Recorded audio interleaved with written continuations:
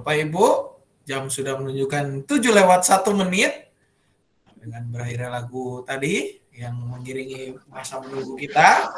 Kita akan memulai PRT kita pada kesempatan malam hari ini dengan PRT kita bertemakan perenungannya adalah beriman pada janji Allah. Tema kita adalah beriman pada janji Allah. Dengan bacaan Alkitab yang diambil dari Ibrani 11 ayat 1-3 dilanjutkan dengan ayat 8 sampai dengan 16. Sebelum kita bersama membaca dan merenungkan firman Tuhan, mari kita mengangkat sebuah lagu pujian yang diambil dari kita.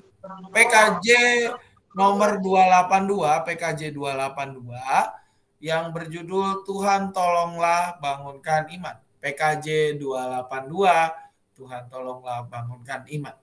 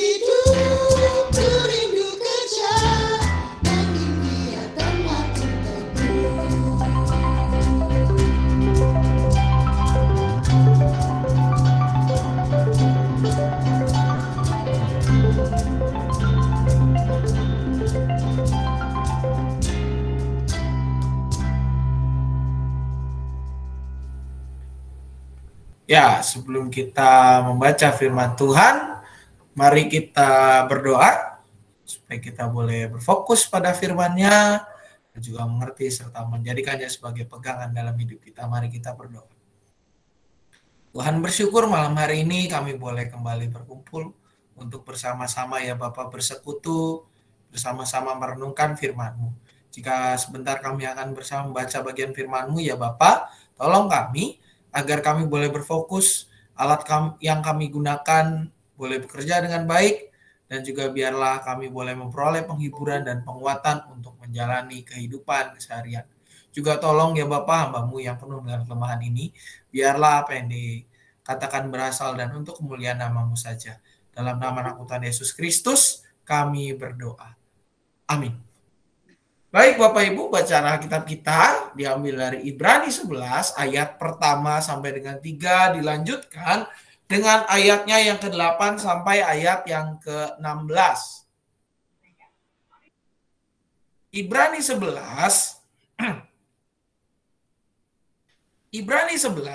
ayat pertama sampai dengan ayat yang ketiga dilanjut dengan ayat 8 sampai dengan ayat 16. Demikian bunyi firman Tuhan. Iman adalah dasar dari segala sesuatu yang kita harapkan dan bukti dari segala sesuatu yang tidak kita lihat. Sebab oleh imanlah telah diberikan kesaksian kepada nenek moyang kita. Karena iman kita mengerti bahwa alam semesta telah dijadikan oleh firman Allah, sehingga apa yang kita lihat telah terjadi dari apa yang tidak dapat kita lihat. Untuk menerima kebenaran sesuai dengan imannya. Karena iman, Abraham taat ketika ia dipanggil untuk berangkat ke negeri yang akan diterimanya menjadi milik pusakanya. Lalu ia berangkat dengan tidak mengetahui tempat yang ia tujui. Karena iman, ia diam di tanah yang dijanjikan itu, seolah-olah di suatu tanah asing, dan di situ ia tinggal di kemah dengan Ishak dan Yakub, yang turut menjadi ahli waris janji yang satu itu. Sebab ia menanti-nantikan kota yang mempunyai dasar, yang direncanakan dan dibangun oleh Allah. Karena iman, ia juga dan Sarah beroleh kekuatan untuk menurunkan anak cucu, walaupun usianya sudah lewat, karena ia menganggap Dia yang memberikan janji itu setia. Itulah sebabnya, maka dari satu orang, malahan orang yang telah mati pucuk, terpancar keturunan besar, seperti bintang di langit dan seperti pasir di tepi laut, yang tidak terhitung banyaknya. Dalam iman, mereka semua ini telah mati sebagai orang-orang yang tidak memperoleh apa yang dijanjikan itu, tetapi yang hanya dari jauh melihatnya dan melambai-lambai kepadanya, dan yang mengakui bahwa mereka adalah orang asing dan pendatang di bumi ini. Sebab mereka yang berkata demikian menyatakan bahwa mereka dengan rindu mencari suatu tanah air. Dan kalau sekiranya dalam hal itu mereka ingat akan tanah asal yang telah mereka tinggalkan, maka mereka cukup mempunyai kesempatan untuk pulang ke situ.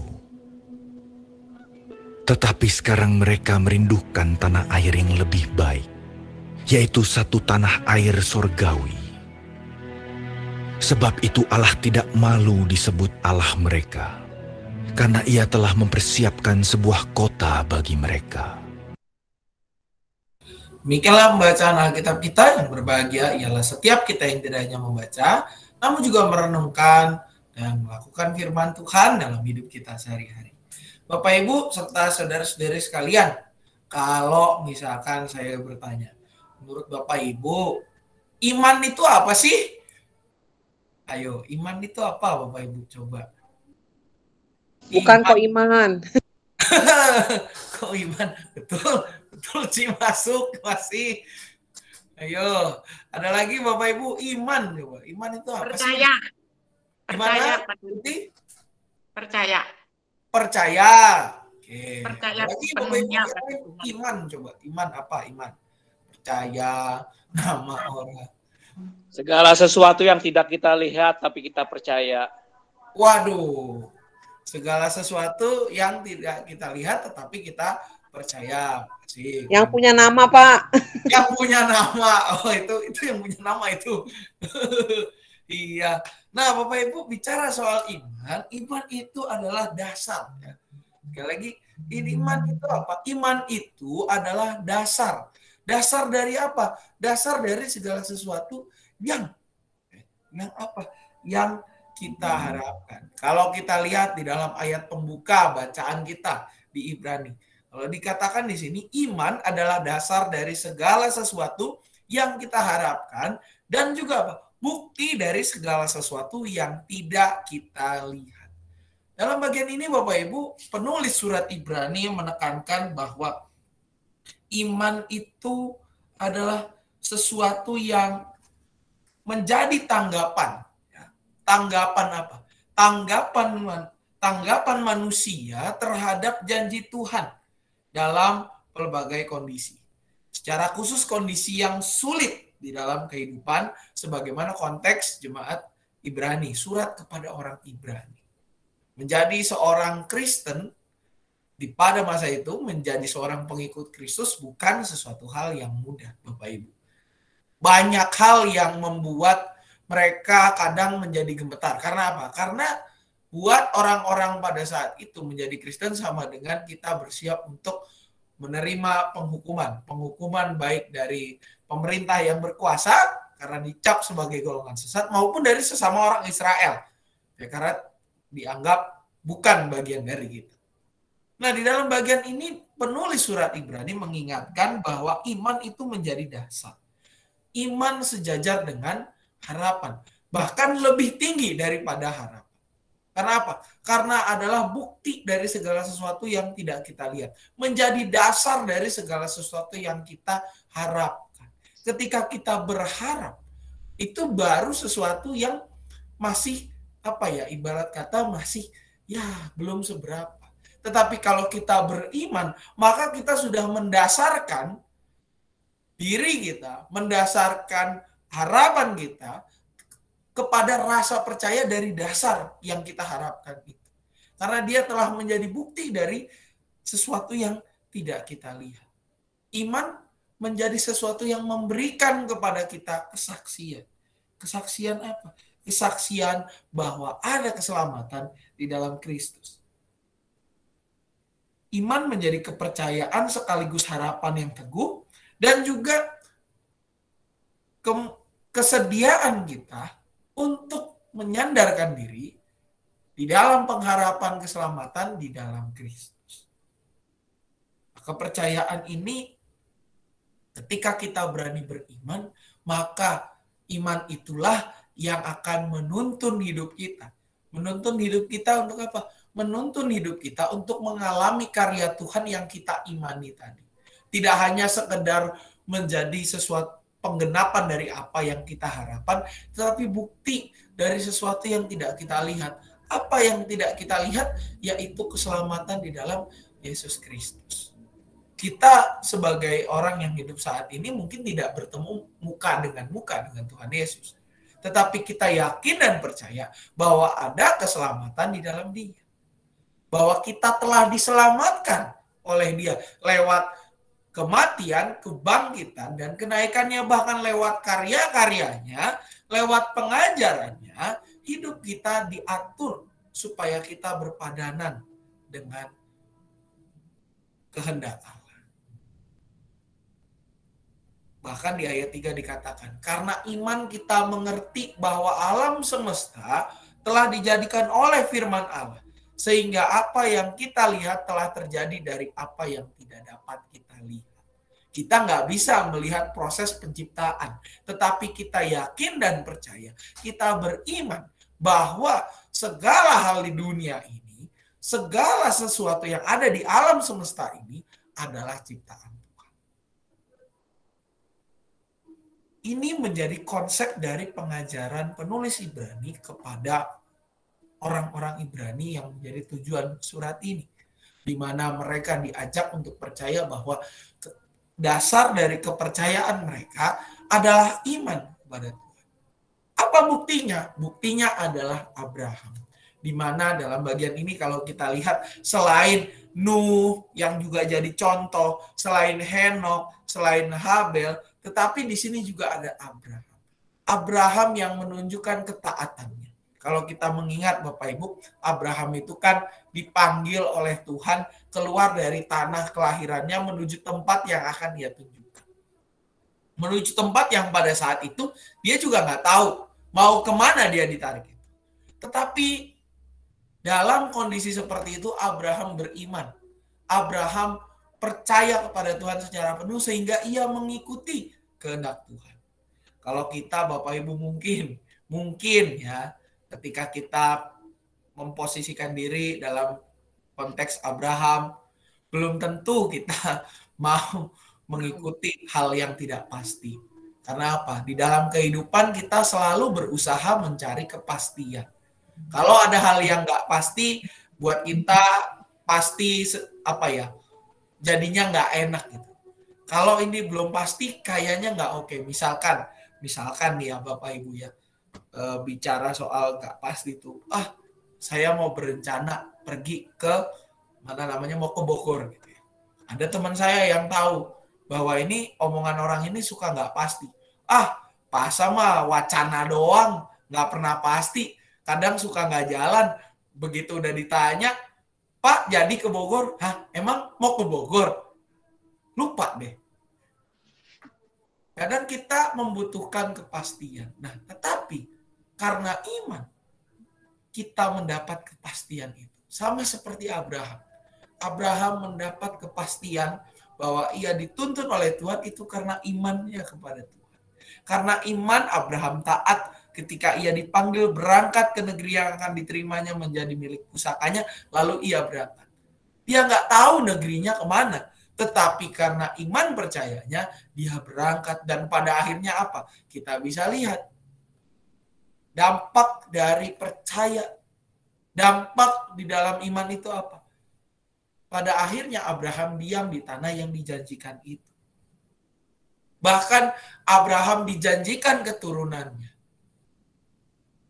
Kita bisa lihat Sarah yang di dalam usia lanjut masih dapat melahirkan keturunan bagi Abraham. Walaupun usianya sudah lewat.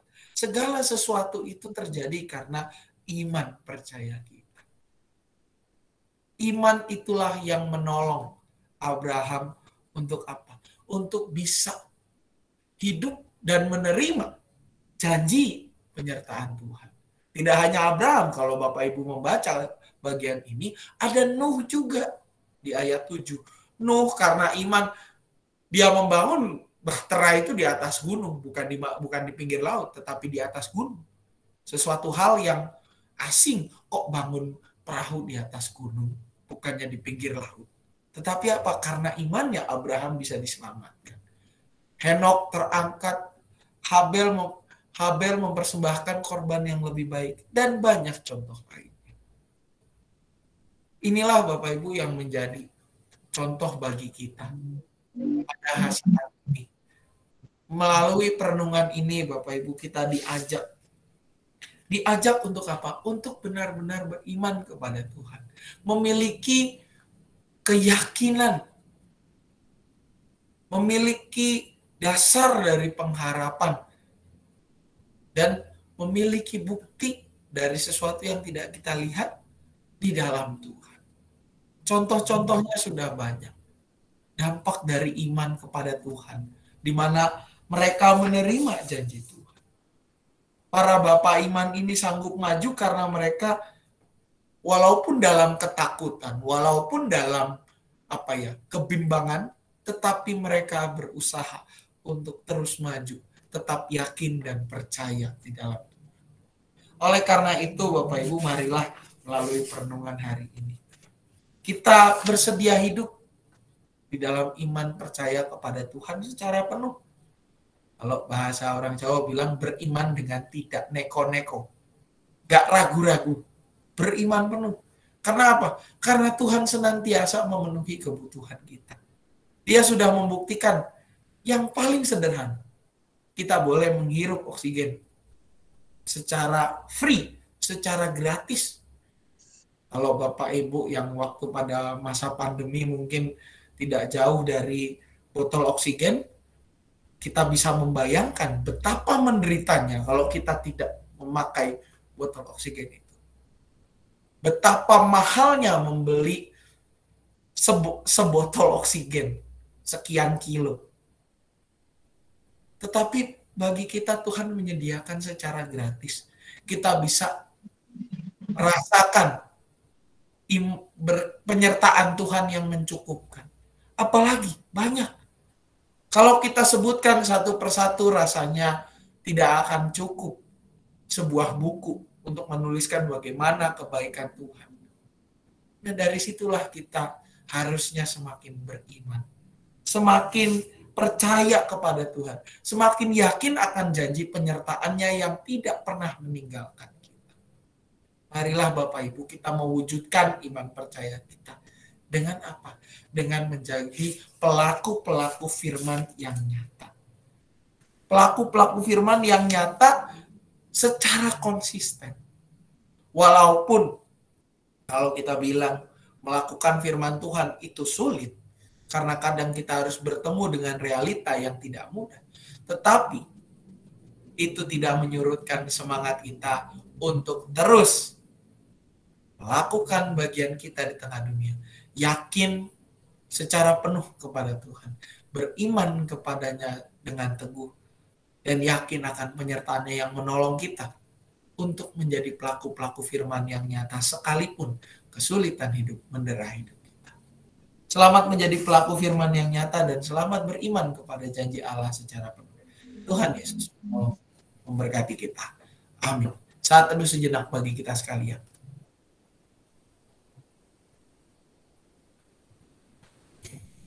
Saat teduh selesai, Bapak Ibu, kita akan masuk kepada doa syafaat. Ada beberapa hal yang akan didoakan pada kesempatan ini. Yang pertama untuk bangsa dan negara kita di tengah situasi yang terjadi, pandemi yang sepertinya akan naik lagi. Kita berdoa supaya penanganan boleh lebih cepat, lebih baik. Dan juga kita juga semakin taat di dalam melakukan protokol kesehatan.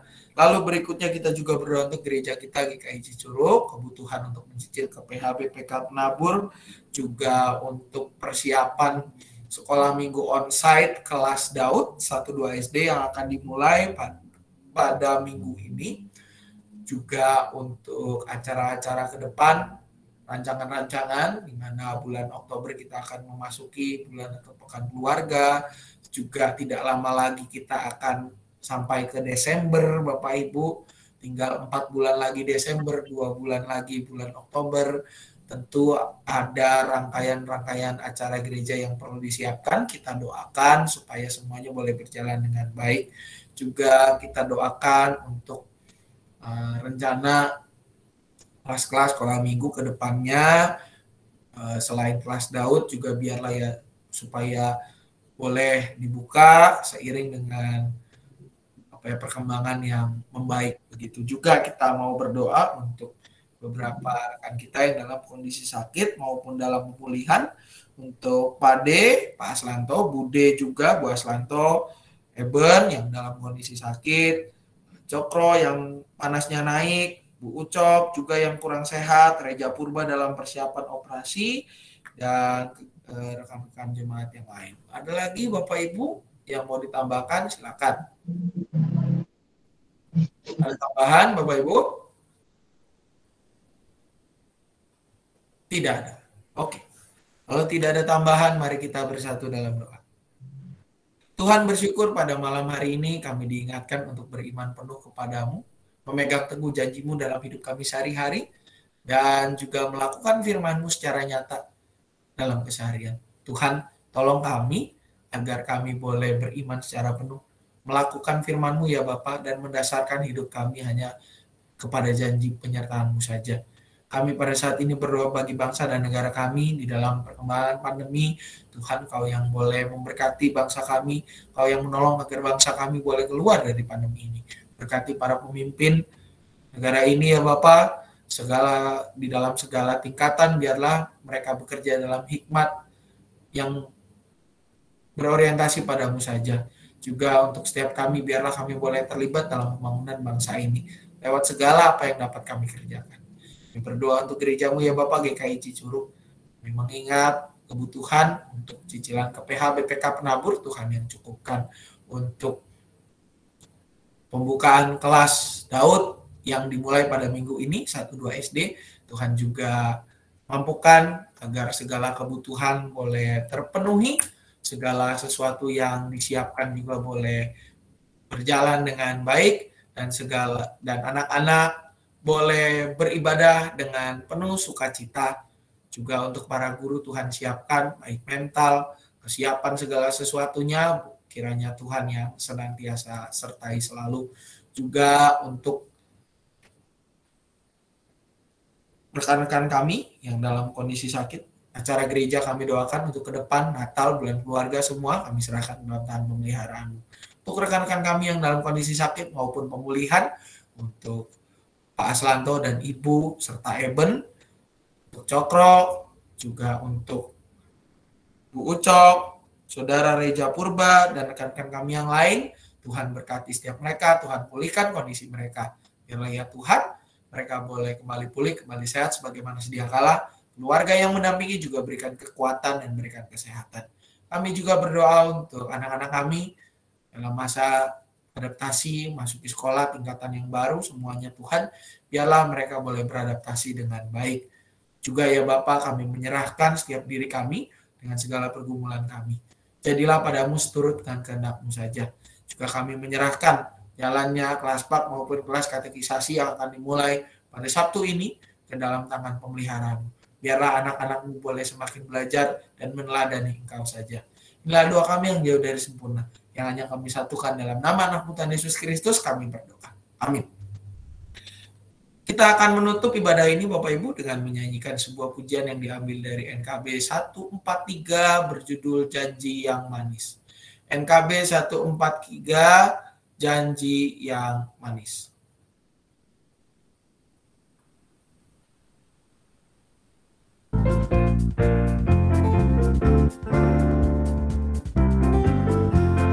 Janji yang manis kau tak lupakan, tak terombang-ambing dari jiwaku.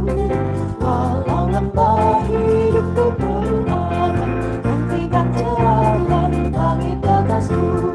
Kau tidak mau aku lupakan, aku memimpinmu, aku memimpinmu. Kau tidak mau aku lupakan, aku menolongmu.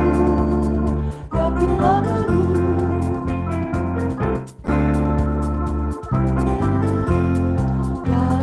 janji kau tak lupakan, dengan sukacita aku jalan terus.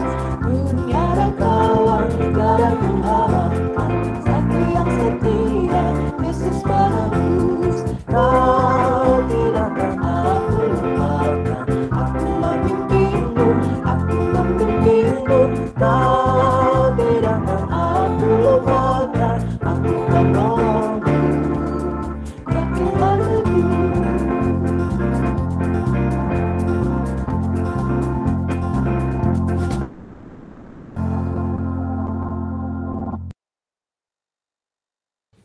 Baik Bapak Ibu, dengan demikian PRT kita sudah selesai. Sebelum kita mengakhiri ada beberapa informasi yang mau saya sampaikan. Yang pertama Bapak Ibu terkait pelaksanaan PAK SMA dan juga kelas katekisasi GKI Cicurug. Kelas PAK SMA dan kelas katekisasi akan dimulai pada tanggal 6 Agustus mendatang. Kelas PAK dimulai dari pukul 1 siang untuk kelas 1 atau kelas 10. Jam 2 untuk kelas 11 atau 2 SMA, jam 3 untuk kelas 3 SMA. Sedangkan katekisasi akan dimulai pada pukul 4 sore. Semua kegiatan baik kelas PAK maupun kelas katekisasi akan dilakukan di ruang ibadah remaja pemuda GKI Cicurug yang di atas sana itu. Jadi Bapak Ibu, untuk anak-anak dan cucunya yang mengikuti kelas PAK atau mengikuti kelas katekisasi, silakan diinformasikan bahwa kelas katekisasi dan kelas PAK sudah akan dimulai pada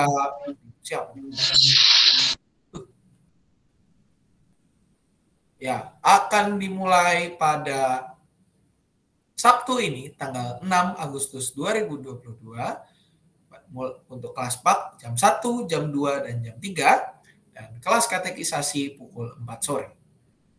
Ini PAK-nya untuk PAK SMA ya Bapak Ibu, karena kebetulan yang di gereja yang saya pegang itu PAK SMA. Untuk PAK SD dan SMP silakan menanyakan ke masing-masing guru, yaitu atau dapat menanyakan ke penatua pendamping bidang Kespel, yaitu Penatua Simon Porges. Juga Bapak Ibu mengingatkan pada selain daripada kelas katekisasi juga hari Minggu, ibadah Minggu seperti biasa, Dan untuk minggu ini karena ibadah pengajaran, ibadah remaja akan digabung dengan kebaktian umum yang kedua. Ibadah remaja akan digabung ke kebaktian umum kedua. Bagi anak-anak remaja mohon diinfokan, juga anak-anaknya atau cucu-cucunya yang ikut katekisasi tolong diinfokan sudah mulai dari minggu ini.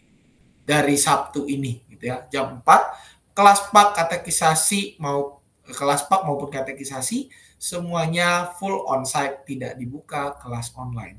Jadi kalau ada yang mendengar Bapak Ibu anaknya bilang paknya atau katekisasinya online, jangan buru-buru percaya. Pastikan dulu ya. Khususnya yang pak SMA itu tidak ada kelas online, full onsite semua. Ya. Untuk hari Minggu ibadah pengajaran akan dipimpin oleh Pendeta Roni Nathanael dari GKI Gading Indah pada pukul 7 dan pukul 9 sebagaimana tadi saya sebutkan, pukul 9 digabung dengan ibadah remaja. Jadi ibadah remajanya digabung ke kebaktian umum kedua. Dan mulai minggu ini bagi yang cucunya atau anaknya kelas 1 sampai 2 SD, sekolah minggu kelas Daud sudah mulai tatap muka. Kita harapkan kelas-kelas yang lain boleh menyusul dan juga boleh kembali tatap muka sebagaimana sedia kala dengan ruangan yang baru, dengan semangat yang baru. Tapi diingatkan bagi anak-anak yang dalam kondisi sakit agar tidak ikut sekolah minggu tatap muka terlebih dahulu. Mengingat saat ini juga sedang merebak beberapa penyakit seperti panas maupun batuk dan pilek akibat perubahan cuaca yang cukup ekstrim. Jadi kalau yang sehat boleh ikut sekolah minggu tatap muka dengan apa? Dengan tetap memakai protokol kesehatan, yaitu memakai masker, mencuci tangan sebelum masuk ke ruangan, dan juga Bapak Ibu diingatkan kembali untuk ruang ibadah itu belum bisa dimasuki oleh anak-anak. Jadi anak-anak langsung ke sekolah minggu, tidak mampir lagi ke ruang ibadah umum. Mohon diingatkan ke cucu-cucu, ke anak-anaknya, ke tetangganya semua yang beribadah ke GKI Cicurug, anak kecil langsung diarahkan ke sekolah minggu, dan sampai saat ini yang paling kecil adalah anak kelas 1 SD untuk sekolah minggu. Ya. Itu saja Bapak Ibu barangkali yang bisa saya sampaikan. Sementara ini ada tambahan mungkin? Ada tambahan rekan-rekan yang lain?